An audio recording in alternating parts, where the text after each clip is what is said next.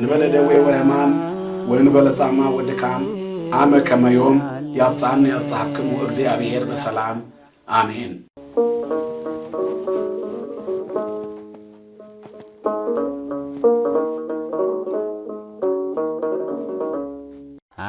የተወደዳችሁና የተከበራችሁ የእግዚአብሔር ቤተሰቦች ለዚች ዓለም ለዳነባት ክርስቶስ ፍቅሩን ለገለጠባት ለዕለተ ስቅለቱ እንኳን በሰላም አደረሳችሁ። እንደ እግዚአብሔር መልካም ፈቃድ ዓርብን የምናስባት እግዚአብሔር ለኛ ያደረገውን የመጨረሻውን ልዩ ፍቅር የምናስብባት የወንጌል ክፍል የምንማማረው ከአጽርሐ መስቀል ይሆናል። ግን ይህንን ስንማማር እንደ ርዕስ የምንቆጥረው 7ቱ የመስቀል ቃላት ሳይሆን 14ቱ ቃላት ብለን ነው። ከመስቀል እና ወደ መስቀል ብለን መያዝ እንችላለን ርዕሱ። ጌታችን ኢየሱስ ክርስቶስ በመስቀል ላይ ሆኖ በዛ መከራ ውስጥ 7 ቃላቶችን ተናግሯል። በዛ መከራ ውስጥ እያዩ ደግሞ ወደ መስቀሉ የሰው ልጆች 7 ቃላቶችን ተናግረዋል። እነዚህን እንመለከትበታለን። ትላንትና እንደተማማርነው እግዚአብሔር ፍቅሩን ገልጦ ትሕትናውን ገልጦ ዝቅ ብሎ የደቀ መዛሙርቱን እግር አጥቦ ይዟቸው በጌቴሴማኒ በአትክልቱ ቦታ በጸሎት ሰዓት ላይ እንደቆየ ተናግረናል። እየሰገደ እየጸለየ በቆየበት በዚያ ሰዓት ወዙ በምድር ላይ እንደ ውሃ ይፈስ እንደነበረ ተነጋግረናል። የምድሩም ከፊቱም የሚወጣ ወዝ ላቡም እንደ ደም ነጠብጣብ እንደነበረ መጽሐፍ ቅዱስ ይነግረናል። የሰው ልጆች ይከፍሉ የሚገባቸውን ካሳ ይከፍል ዘንድ እግዚአብሔር ይህንን ሁሉ አደረገ። እስመ በብዙ ጻማ ወድካም ሀለወን ንባ ውስተ መንግሥተ እግዚአብሔር የሚሉት የደቀ መዛሙርቱ ትምህርት ወደ እግዚአብሔር መንግሥት ለመግባት ዋጋ መክፈል እንደሚገባው እሱ ደግሞ በተግባር አስተማረ። ኋላ ደቀ መዛሙርቱ ወደ እግዚአብሔር መንግሥት በዋጋ እንገባለን ይላሉ። ስለ ሁሉ ሊሞት አንዱ በቀራንዮ ዋጋ ሊከፍልልን በጌቴሴማኒ በአትክልቱ ቦታ በይሁዳ ጠቋሚነት ተያዘ። እኔ የምስመው እርሱ እናንተ የምትይዙት ነው አላቸው። ሊይዙት በመጡ ጊዜ ግን ማንን ትፈልጋላችሁ ሲላቸው የናዝሬቱ ኢየሱስን ብለውት ነበር። ከመናገራቸው በፊት ለምልክት ይሁዳ መጥቶ መምህር ሆይ ቸራለህን ብሎ ጌታውን ስሞት ነበር። ትዕይንቱ በጣም ልብ የሚነካ ነው። አጸደ ሐምል ይባላል። ታላቁ ተራራ ላይ ነው። የአትክልቱ ስፍራ ላይ ነው። ጭፍሮቹን አስከትሎ ማብራት ይዞ መጡ። ሾተልና ጎመድ ይዞ መጡ። እየደበደቡ እያንገላቱ ሊወስዱት አስረው ወደ እርሱ ሲቀርቡ ማንን ትሻላችሁ አላቸው። ይሁዳ ሲስመው መከራው ጀመረ። የጌታ ክፋት አልተናገረም። ግን የይሁዳ የክፋት ልብ የክርስቶስን የርኅራኄ ልብ ወጋው እና ክርስቶስ በይሁዳ በጣም ተጎዳ። እንደዚህም አለው ወዳጄ ሆይ በዚህ ነው አሳልፈ የምትሰጠው? የሰው ልጅ በመሳም በቃ ይሄ ቃል በጣም ከባድ ቃል ነበር። እጅግ የሚወደው የኔ ሰው የተባለው ይሁዳ ክርስቶስን አሳልፎ ሊሰጥ መጣ። ከጭፍሮቹ ጋር ነበር። ከጥቂት ሰዓታት በፊት ከጌታው ጋር በጸሎተ ሐሙስ በራት ሰዓት ላይ ነበር። ራት በልቶ ወጥቶ ጌታውን ሸጦ ይዟቸው ጠላት ይዞ ተራራው ላይ መጣ። ጌታ አዘውትሮ የሚውልበትን ቦታ ያውቅ ነበርና ከደቀ መዛሙርቱ አንዱ ነበርና ከዚህ በኋላ ይሁዳ የምስመው እርሱ ነው ብሎ ሰጣቸው። ክፉዎቹ አይሁድ ሊይዙት ሲጠጉ ማንን ትሻላችሁ አላቸው። የናዝሬቱ ኢየሱስን እኔ ነኝ ሲላቸው 3 ጊዜ ወደ ኋላቸው ወደቁ። በፈቃዱ ነው የሚያዘው፣ አሁን ሰዓቱ ነው ውሰዱኝ አለ። ጴጥሮስ ሰይፉን መዘዘና መዋጋት አለብን አለ። ጌታዬን አትወስዱትም ብሎ ሰይፉን መዞ ለመውጋት ሞከረ። ነገር ግን ለአንገት የሰነዘረው ቢላዋ በጌታችን ቸርነት የማትሰማዋ የማልኮስ ጆሮ ላይ አረፈች። ጌታችንም የተቆረጠችዋን የማልኮስን ጆሮ ሲሰካት ከነ ድንቁርናው ዳነ። ሊገድሉት የመጡትን ማዳን ጀመረ። መስቀል ሥራውን ጀመረ። የመስቀል ሥራ ከመሰቀሉ በፊት የመስቀሉ ባለቤት ሥራውን ጀመረ። ከዚያ ዕውርን ባበራበት፣ ለምጻሙን ባነጻበት እጁ፣ በዳሰሰበት እጁ፣ ዘውሩት ወልደን በዳሰሰበት እጁ ሊደበድበው የመጣውን ማልኮስን ዳሰሰበት። የኛ ጌታ መድኃኔዓለም ከዚያ በኋላ ያዙት። ሐሙስ ዕለት ማታ ከተያዘበት ሰዓት ጀምሮ ጌታችን መድኃኒታችን ኢየሱስ ክርስቶስ በኩለ ሌሊት ይዘውት እየደበደቡ እያዳፉ ይዘውት ሄዱ። ሲገረፍ አድሮ አረፈደ። በመጨረሻ እርጥብ መስቀል በትከሻው ላይ አሸክመውት የቀራንዮውን ኮረብታ እንዲወጣ ይዘውት ሄዱ። እጅግ አድካሚውን ጉዞ እየወደቀና እየተነሳ ወደ ኢየሩሳሌም በአፋ ከኢየሩሳሌም ውጪ ባለው በቀራንዮ ኮረብታ ላይ ሊወጣ ጉዞ ጀመረ። 14 ጊዜ ወደቀ። ደጋግመው ደበደቡት። ፊቱን፣ አፉን፣ ጭንቅላቱን፣ ጀርባውን ይደበድቡት ነበረ። ከአፉ ብዙ ደም ይፈስ ነበር። መከራውን ሁሉ ተቀበለ። በመጨረሻ ለኢየሩሳሌማውያንና ለዓለም ሕዝቡ ሊሞት ክርስቶስ ለዓለም ሁሉ ሊሰዋ በጉ ሊታረድ ወደ ቀራንዮ ቄራ ወደ ታላቁ ተራራ ወጣ። አጽመ አዳም ባለበት በዚያ ሊሰቀል እርጥቡ መስቀል ተሸክሞ ወጣ። የተረገመ ነው ብለውታልና ከኢየሩሳሌም አስወጡት። ቅዱስ ጳውሎስ ዕብራውያን 13 ላይ ቁጥር 12 ላይ ተናግሯል። ወበእንተዝ ኢየሱስኒ ከመ ይቀድሶሙ ለሕዝቡ በደሙ በአፋ እምትዕይንት ተቀትለ ብሎ ነበር። ኢየሱስም ሕዝቡን በገዛ ደሙ ይዋጅ ይቀድስ ዘንድ ከሰፈር ውጭ ተጣለ። ወደ ውጭ ወጥቶ ተገደለ። ከሰፈር ውጭ ወጣና በዚያ ተሰቀለ ይላል። ወይዜኒ ንጻ አፋ ይላል። ወይዜኒ ንጻ ሀቤሁ አፋ፣ እኛም ከእርሱ ጋር ወደ ውጭ እንውጣ ይላል። አፋን ትዕይንት እንዘ ንጸውር ትዕይርቶ ወይዜኒ ንጻ አፋ ወይዜኒ ንጻ ሀቤሁ አፋ እምትዕይንት። ጌታችን መድኃኒታችን ኢየሱስ ክርስቶስ ወደ ወጣበት ወደዚያ ወደ ውጭ እኛም እንውጣ ይላል። ከመንጸው እንዘ ንጸውር ትዕይርቶ፣ መከራውን እንሸከም ዘንድ። ወይዜኒ ንጻ ሀቤሁ አፋ እምትዕይንት እንዘ ንጸውር ትዕይርቶ ይላል። እኛም እንግዲህ ነቀፌታውን ሁሉ እየተሸከምን ከሰፈር ውጭ እንውጣ ይላል። መስቀል ከሰፈር ያስወጣል። መስቀል ከዓለም የተገለለ ያደርጋል። መስቀል ወደ መከራ ስለ ክርስቶስ መቀበል ስለሆነ በዓለም የተጠላን እንድንሆን ያደርገናል። ከዚያ በኋላ ለሚወዳቸው ሁሉ መስቀሉን ተሸክሟልና የሚወዱት መስቀሉን መሸከም ይጀምራሉ። የሚወደን ቢኖር መስቀሉን ይሸከም ብሏል።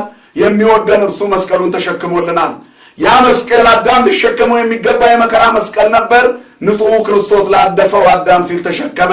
የሚወደን ቢኖር ይጹር መስቀሎ ወይጽላ ነፍሱ ወይትልወኒ ብሏል። ሊከተለኝ የሚወድ ቢኖር ይድፈር፣ ይቁረጥ፣ ይወስን፣ መከራ መስቀሉን ተሸክሞ ይከተለኝ ብሏልና አሁን የሚወዱት ሁሉ መስቀሉን እንዲሸከሙ ይጀምራሉ።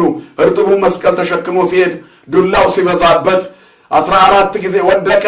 በመውደቁ መካከል የቀሬና ሰው ስምዖን መስቀሉን እንዲሸከም ታዘዘ። ፍጹም ጨከኑበት አይሁድ። አንድ ቀሬናዊ ስምዖን ሂድ አግዘው አሉት። መስቀሉን ተሸከመለት። የክርስቶስን መስቀል የሚሸከም ሌላ አንድ ሰው ተጨመረ። ከዚያ በኋላ በመስቀሉ ጉዞ ውስጥ ታላላቅ ትዕይንቶች ታዩ። የገሊላ ሴቶች አለቀሱ። ብክይን ለርስክን አለ። የገሊላ ሴቶች ሆይ ለራሳችሁ አልቅሱ አንቡ ብሎ ነገራቸው። ኢይብክያ ዘከላ ደናግለ አርዑተ መስቀል ጾረ እስከ ቀራንዮ ሆረ ብሏል አባ ጊዮርጊስ ዘጋስጫ። ደናግልን የከለከላቸው ጌታ የሚሰቀልበትን መስቀል ተሸክሞ እስከ ቀራንዮ ወጣ ይላልና 14 ጊዜ እየወደቀ እየተነሳ ኢይብክያ ዘከላ እንዳያለቅሱ ሴቶችን ከለከላቸው። እንዲህም አላቸው፣ እናንተ የኢየሩሳሌም ሴቶች ብክይን ለርስክን ለራሳችሁ አልቅሱ፣ ለእኔ አትልቅሱ። በእርጥቡ እንጨት ይህን ያደረጉ በደረቀው ምን ያደርጉ ይሆን አለ። እርጥቡ እንጨት እሱ ነው።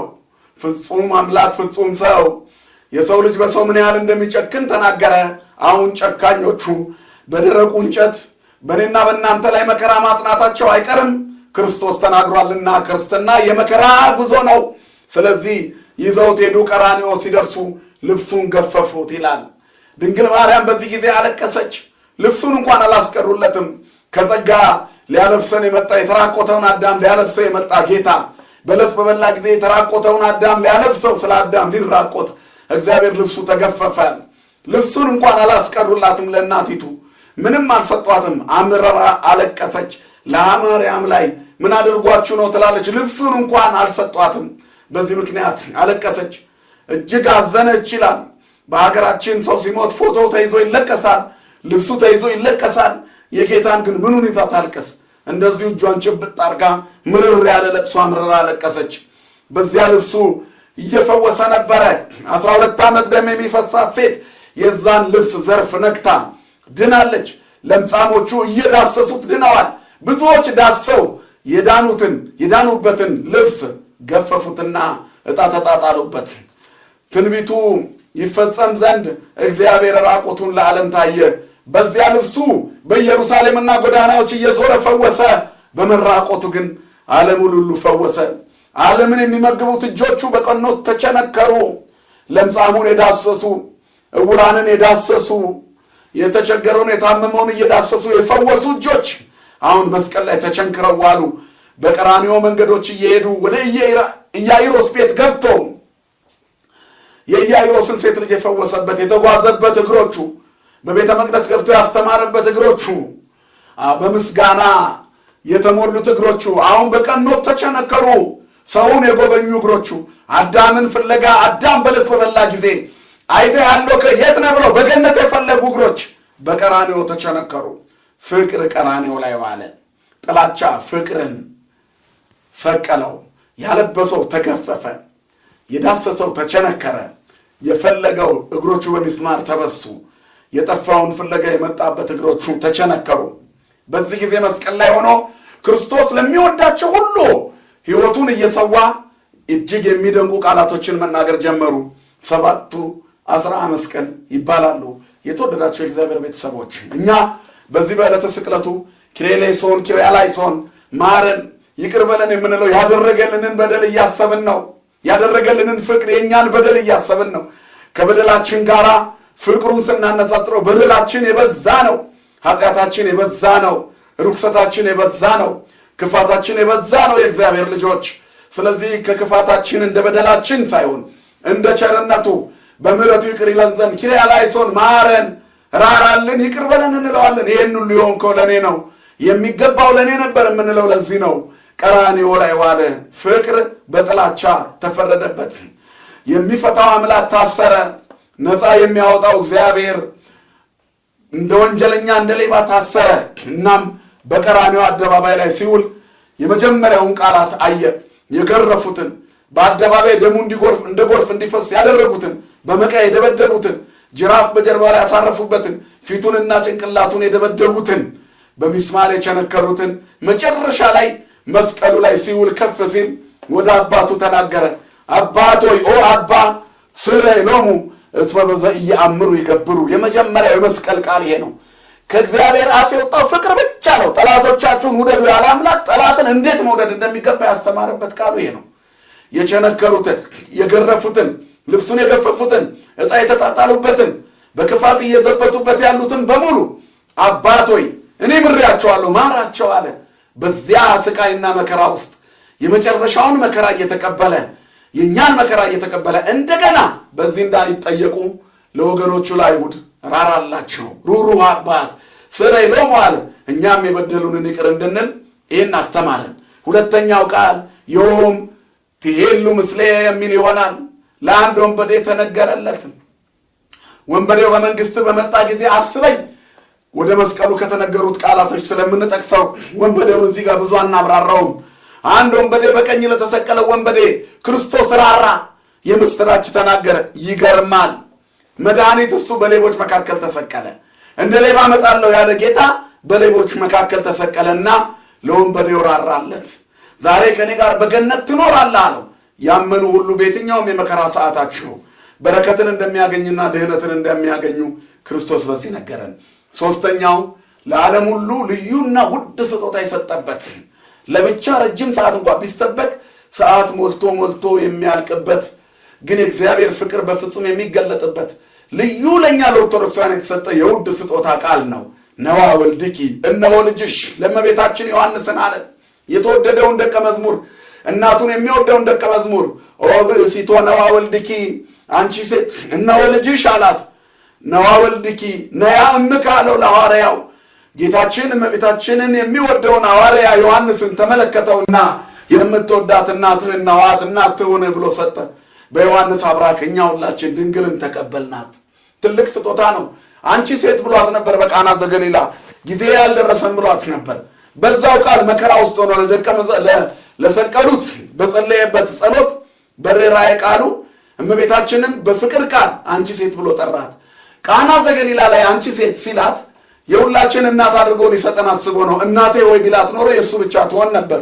የእኛም እናት ሊያደርጋት ስላሰበ አንቺ ሴት እያላት ቆየና ንድ ክብርት የሆነችውን እመቤታችንን በድንግልና ጸንሳ በድንግልና የወለደችውን 3 ዓመት ከ6 ወር 3 ዓመት ከመንፈቅ በጀርባዋ ተሸክማ ከሄሮድስ ለማዳን የግብፅን በረሃ አቋርጣ የተሰደደችውን እናቱን ጡቷን አጥብታ ያሳደገችውን እናቱን በቃና ዘገሊላ ውሃውን ወደ ወይን ሲለውጥ በሷ አማላጅነት ተአምሩን በአማላጅነቷ የጀመረባት እናቱን አሁን በቀራንዮ አደባባይ ሐዘን ጸንቶባት ሲያያት እነሆ ልጅሽ አላት።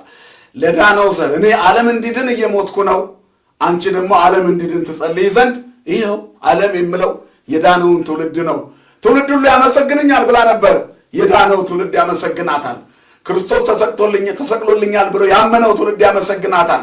ብጽዕት ንዕድ ክብርት አማላጃችን ይላታል። ሂዱ አማላጃችን የምትሏት እኔን በእርሷ በኩል ታገኛላችሁ ሲል ዮሐንስ እመቤታችንን ወሰዳት። የዮሐንስ ወንጌል ከአራቱ ወንጌላውያን ረቀቅ ያለ ልዩ ወንጌል ነው። እንደሚነገረው በቤተክርስቲያናችን አስተምህሮ ጽላት እንኳ በሌለበት በዮሐንስ ወንጌል ይፈተታል። ወንጌሉን በፍጹም ስጋዊውን በልዩ ምስጢር የተረጎመበት ክፍል እመቤታችንን ወደ ቤቱ በመውሰዱ ምስጢር እንዳይጎድልበት አማላጅነቷ፣ አስታዋሽነቷ፣ ረድኤቷ አልተለየውምና ልዩ ወንጌል ጻፈ። እመቤታችንን የሚያገኝ ክርስቶስ በደንብ ይታየዋል፣ የንስር ዓይን ይኖረዋል ማለት ነው።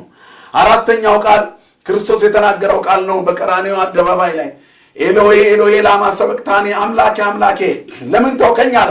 ጸሎት ላይ ያስተምረን ዳዊት የጸለየውን ጸሎት አምላኬ አምላኬ የነጽረኒ ወለምን ታደገኒ አምላኬ አምላኬ ተመልከተኝ ለምን ተውከኝ ብሎ ዳዊት ጸልዮአል። እኛም የጽሑፍ ጸሎቶች የመጻሕፍት ጸሎቶችን መጸለይ እንደሚገባ ክርስቶስ የዳዊትን ጸሎት ጸልዮ ጸሎትን ሊያስተምረን ይሄንን አለ። አምስተኛው ጸማይኩ የሚል ይሆናል። ተጠማሁ አለ። በምድረ በዳ በቀራንዮ በገዳመ ቆሮንቶስ ጌታችን ኢየሱስ ክርስቶስ ከጾመ በኋላ ተራበ የሚል ቃል ተጽፎ እናገኛለን። አሁን ደግሞ ተጠማው ይላል። የሰው ልጆችን ፍቅር፣ የሰው ልጆችን መዳን፣ የአዳምን ልጆች ሕይወት ነው የተጠማው ክርስቶስ። እነሱ ግን ሆምጣጤ ያቀረቡለት። ውቅያኖስን በመሃል እፍኙ የሰፈረ፣ ባህርን በእፍኙ በእጆቹ የያዘ፣ የሰማይን ስንዝር የሚለካ፣ የባህርን ጥልቀት የመጠነ፣ ወንዞችን የፈጠረ፣ ቦዮችና ጅረቶችን መተላለፊያዎችን የሰራ፣ ክረምትና በጋን እያፈራረቀ ለሕይወቱ ለሕዝቦቹ የሚመግብ እግዚአብሔር ረዳቱ፣ መጋቢው፣ ደጉ፣ ሩሩው አባት ተጠማው ሲል ሆምጣጤ ያመጡለት። የሰው የክፋት ምላሽ የታየበት ነው። ስድስተኛው ቃል ተፈጸመ አለ። የአዳም የመከራው ታሪክ ተፈጸመ። ፋይሉ ተዘጋ፣ ተፈጸመ። በሰውና በእግዚአብሔር መካከል ያለው የጥል ግድግዳ ፈረሰ፣ ተፈጸመ። የጥላቻ ታሪክ አበቃ፣ ተፈጸመ አለ። ሰባተኛው ነፍሴን በእጅህ አደራ ሰጣለሁ አለ። ኦ አባ አማይ ጸንኩ ነፍሴ ውስተ እዴከ፣ ነፍሱን ስለ በድሎ ስለ ወገኖቹ አሳልፎ የሰጠ አምላክ እነዚህ ሰባት ቃላቶች በዚህ ሁኔታ ተናገረ። ክርስቶስን ለሚያስቡ መስቀሉን ለሚመለከቱ ሁሉ አይኖቻችን ሁል ጊዜ መስቀሉን ካዩ እነዚህ ሰባት የፍቅር ቃላቶች ከኛ አይለዩም። ሰባት ቃላቶች ናቸው። ሌላው ወደ መስቀሉ ሌሎች ሰባት ቃላቶች ተነግረዋል። አጠር አድርገን ስንናገር አንደኛው ቤተ መቅደስን የምታፈርስ አንተ፣ በሶስት ቀንም የምትሰራው አንተ፣ ራስህን አድን፣ የእግዚአብሔር ልጅ ከሆንክ ከመስቀል ውረድ ይሉታል። የመጀመሪያው ቃል ከመስቀል ውረድ የሚል ነው። የማቴዎስ ወንጌል ምዕራፍ 27 ቁጥር 39 እስከ 40 ዓለም ክፉ ነው።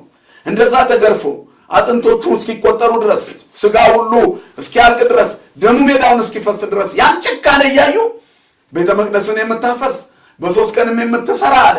ይህን ቤተ መቅደስ አፈርሰዋለሁ፣ አፍርሱት፣ እንደገና ሰራዋለሁ ብሎ ነበር እርሱ። ነገር ግን ቤተ መቅደስ ያለው ስለ ሰውነቱ ቤተ መቅደስ ነው። ስለ ትንሣኤው እሑድን ቢጠብቁ ምን ነበረባቸው? ግን ተዘባበቱበት፣ ውረድ አሉት። የመስቀልን ክብር ስለማያውቁ ሰነፍ ሃይማኖተኞች መስቀል የሌለበትን ሃይማኖት ይፈልጋሉ።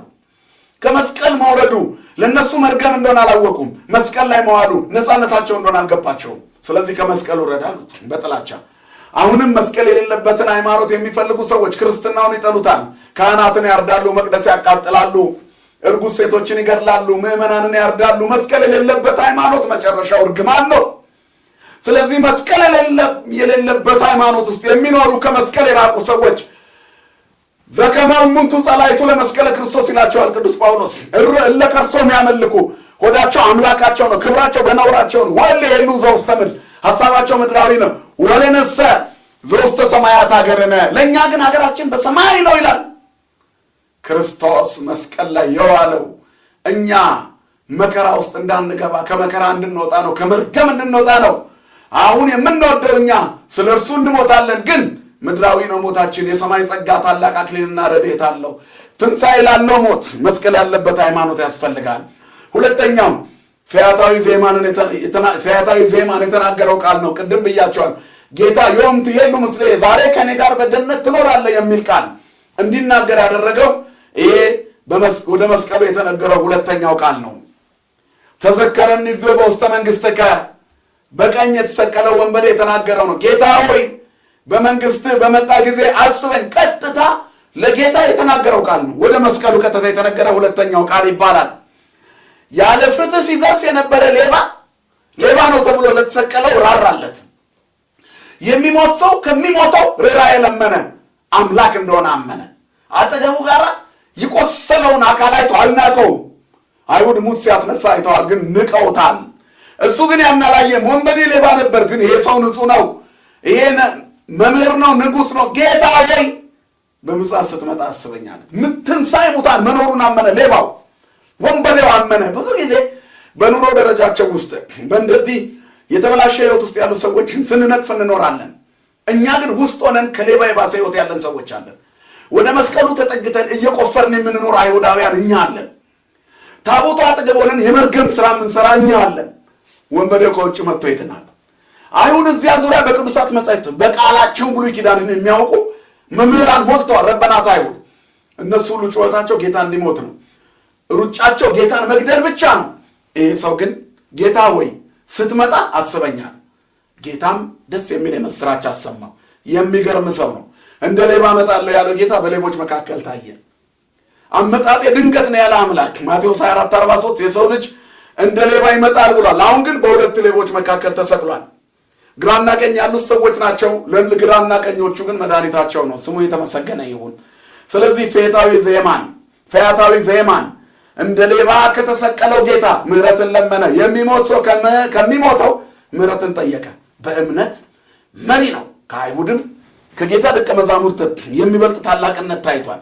ስለዚህ ወደ መስቀል ተነግሮም መልስ ያገኘ ብቸኛው ቃል ይሄ ነው። ጌታ በመስቀል ላይ እነዚያን ቃላቶች ሲናገር ብዙ የስድብ ቃላቶች ሲዘነዘሩበት ዝም ነው ያለው፣ አልተናገረም። ለዚህ ሰው ግን ተናገረ፣ መልስ አገኘ።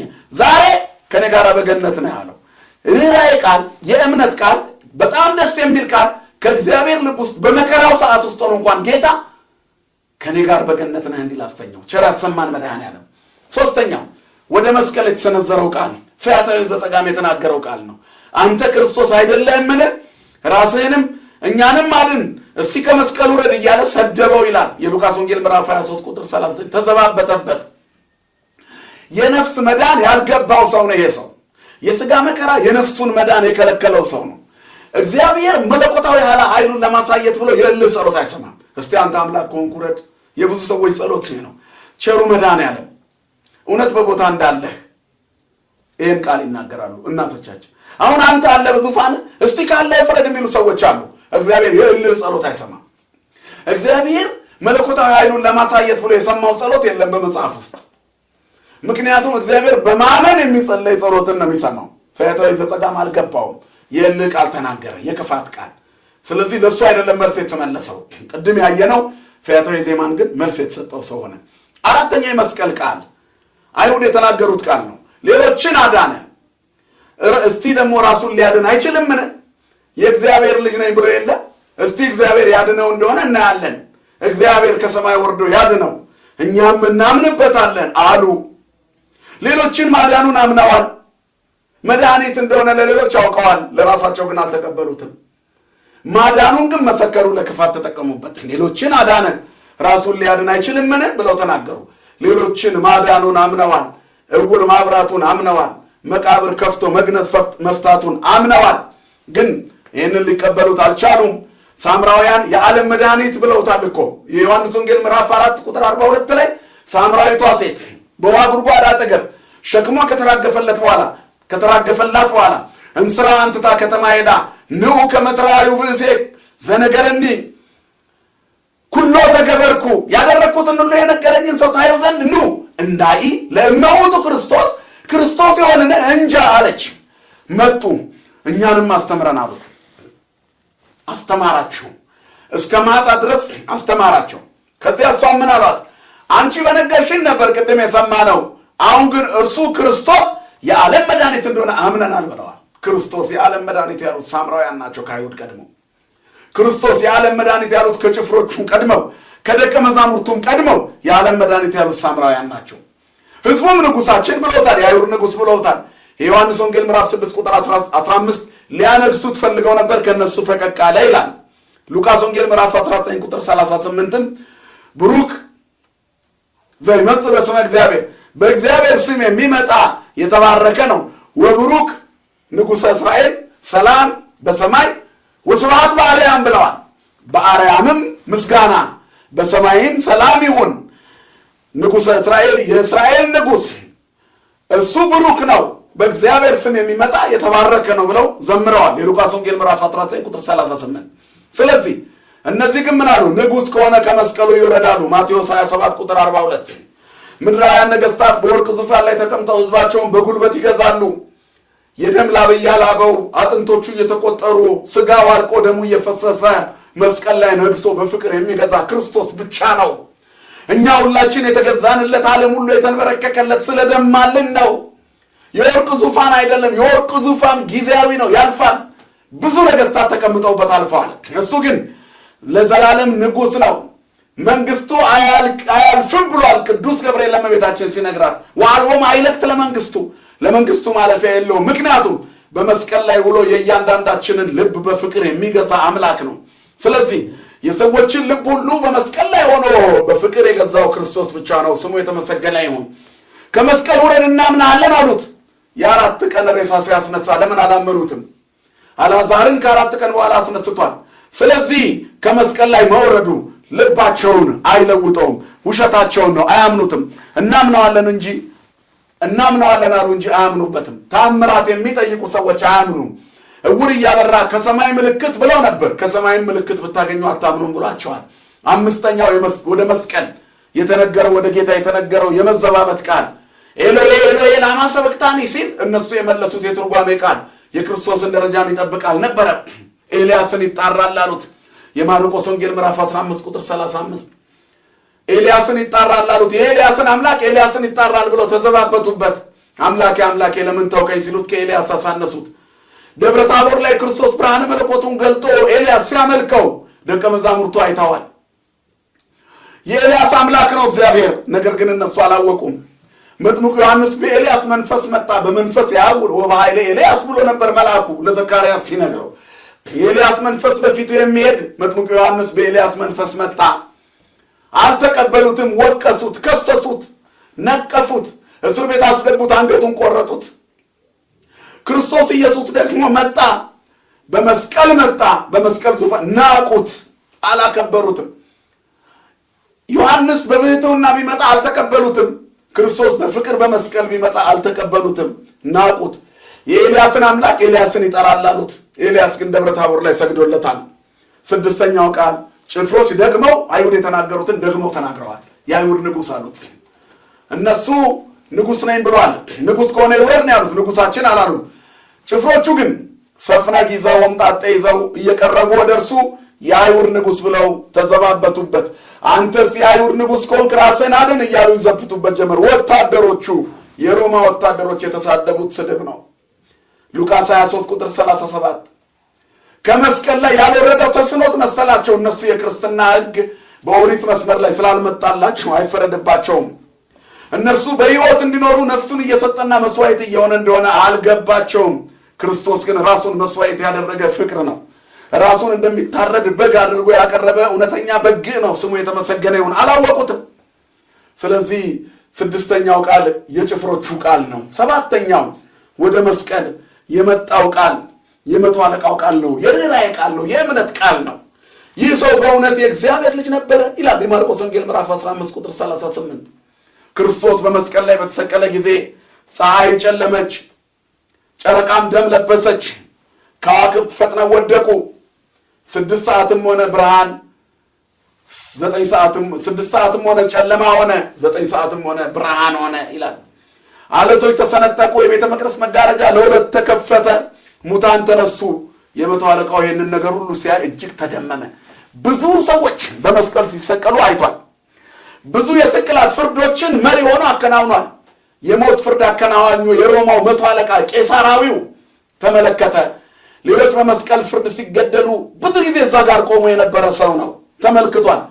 ለገዳዮቹ ወደ አባቱ ሲያመለክት፣ ከጎኑ ለተሰቀለው የምስራች ሲናገር፣ ሌሎችም የፍቅር ቃላቶች ከአንደበቱ ሲወጣ ሲሰማ፣ የትኛውም ሟች ይህን ነገር ሲያደርግ፣ የትኛውም ወንጀለኛ ሲቀጣ ይህን ቃል ሲናገር አልሰማም። ሲሰድቡት አልዛተም። ሁሉን ከመታገዙም በላይ ተፈጥሮ ታወከችለት። ከዋክብት ረገፉ፣ ፀሐይ ጸልመ ወወርህኒ ደመ ኮነ ወከዋክብት ወድቁ ፍጡነ ይላል አባ ጊዮርጊስ። ከምይራዩ ውርቃኖ ለዛ አልበሶሙ ብርሃኑ። አዎ ከምያዩ እንዳያሳዩ እንዳያዩ እርቃኑን እንዳያዩ ብርሃን ያለበሳቸው እርቃኑ እንዳይታይ ሸፈኑት። ጨረቃ ደም ለበሰች፣ ከዋክብት ረገፉ፣ ፀሐይ ጨለመች። ክርስቶስ በመስቀል ላይ አይሁድ በግፍ እርቃኑን ቢሰቅሉትም ሰውነቱ እርቃኑ እንዳይታይ ተፈጥሮ ሸፈነች። እንዲህ ሁሉ ሲናጋ ስላየ በእውነት ይሄ የእግዚአብሔር ሰው ነው፣ የሕያው እግዚአብሔር ልጅ ነው ብሎ አመነ። አሁን መስቀል ፍሬ መስጠት ጀመረ። ከዚህ ቀን ጀምሮ መስቀል ፍሬያማ፣ አይሁድ ይከስራሉ፣ ዲያብሎስ ያፍራል፣ መስቀል ይከብራል። የክርስቶስ ሞት የእነሱን ክብር የሚያስቀጥልና ከዚያ በኋላ ደግሞ ዓለም እንደገና ጸጥ ብላ በእነሱ የምትመራ መስሏቸዋል።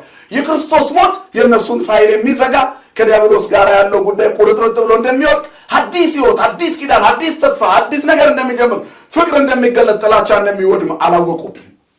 ተጀመረ ከ100 አለቃው ከሮማዊ 100 አለቃ እግዚአብሔር የፍቅርን ቃል እንዲወጣ ያደረገ። ወንጀል የሚያጠፋ ሆነ መስቀል፣ የወንጀለኛ መሰቂያ ወንጀል ማጥፊያ ሆነ። መስቀል ማየት ያሳፍር ነበር፣ መቀጫ ስለነበር። አሁን ግን መስቀል መኩሪያ ሆነ፣ መስቀል ክብር ሆነ። ስለዚህ በ100 አለቃው እምነትና ምስክርነት የመስቀል ፍሬ ጀመረ። በሞቱ የሚያሸንፍ የመሰለው ሰይጣን በመስቀል በየቀኑ ይሸነፋል። ከዚህ በኋላ መስቀል ያሸንፋል። እናም በበትረ ዝንቱ መስቀል ሐዋርያቲሁ ለዘሞተ እንዘ ይገብሩ መንክራት፣ አባቶቻችን እንደሚሉት በዚህ የመስቀል በትር የሞተው ጌታ ሐዋርያቱ መስቀሉን ይዘውት ተአምራት አደረጉ። በመስቀሉ የሞተውን ጌታ የተከተሉ ሐዋርያት በዚህ የመስቀል በትር የሞተው የክርስቶስ ሐዋርያት የሆኑት ደቀ መዛሙርቱ እንዘ ይገብሩ መንክራተ ታላላቅ ተአምራት ያደርጋሉ። ሰደዱ አጋንንትን አሳደዱ፣ ወሰበሩ ጣዖታትን ሰባበሩ። ይህ ትልቅ ክብር ነው። መስቀል የምንኮራበት ሆነ። ወበእንተዝ አዘዙነ መምህራነ ቅዱስ ወንጌል። ስለዚህ የቅዱስ ወንጌል መምህራን አዘዙን፣ ንስግድ ለመስቀሉ ለማርያም ድንግል። ጌታን ለወለደች ለመሬታችን ምስጋና እናቅርብ። ለተሰቀለበት መስቀሉ ምስጋና ይገባል። እናመሰግናለን። እግዚአብሔር ስሙ የተመሰገነ ይሁን። ስለዚህ በመስቀሉ ወንበዴው ገነት ገባ። መስቀል ላይ መስቀል ፍሬውን ጀመረ። ክርስቶስ መስቀል ላይ በኋላ ጊዜ መስቀል ፍሬውን መስጠት ጀመረ። የቄሳር ወታደር ደግሞ ወደ ክርስትናው ገባ። ሁላችንም በመስቀል ወደ ገነት እንገባለን። ክርስቶስ በዚህ ዓርብ ቀን ፍቅሩን ሰጠን። ሲኦል ተዘጋ። በመስቀል ሲኦል ተፈተሸ፣ ባዶ ሆነ። ገነት ሞላ በመስቀል። እኛም በመስቀል ወደ ገነት እንገባለን። መስቀል ማፈሪያችን ሳይሆን መኩሪያችን፣ መሞቻችን ሳይሆን ሕይወታችን፣ የታሪካችን መነሻ፣ የአዲስ ኪዳናችን መሰረት፣ እግዚአብሔር ለእኛ ያለውን ፍቅር የገለጸበትን የተረዳንበት ሆነ። እናም በመስቀሉ መመካት ጀመርን። እንዲህም እንላለን፣ መስቀል ኃይልነ፣ መስቀል ጽንዕነ፣ መስቀል ቤዛነ፣ መስቀል መድኃኒተ ነፍስነ። አይሁድ ክህዱ ንሕነሰ አመነ ለእለ አመነ በኃይለ መስቀሉ ድህነ። እኛስ አመንን ስላመንም ይላል በመስቀሉ ኃይል ድነናል። መስቀል ኃይላችን ነው። ኃይላችን መስቀል ነው። የሚያጸናን መስቀል ነው። የነፍሳችን መዳኛ መስቀል ነው። አይሁድ ክደውታል፣ እኛ አምነንበታል። እነሱ ይሰቀል ይሙት ያሉበት መስቀል ላይ እየሞተ ሕይወትን ሰጥቷል። በመስቀሉ ሰላምን አድርጓል። ወገብረ ሰላመ በመስቀሉ። በነገው ዕለት ቀዳሚት ጠዋት ካህናት መስቀሉን ይዘው ይወጣሉ። ገብረ ሰላመ በመስቀሉ ትንሣኤሁ አገሃደ።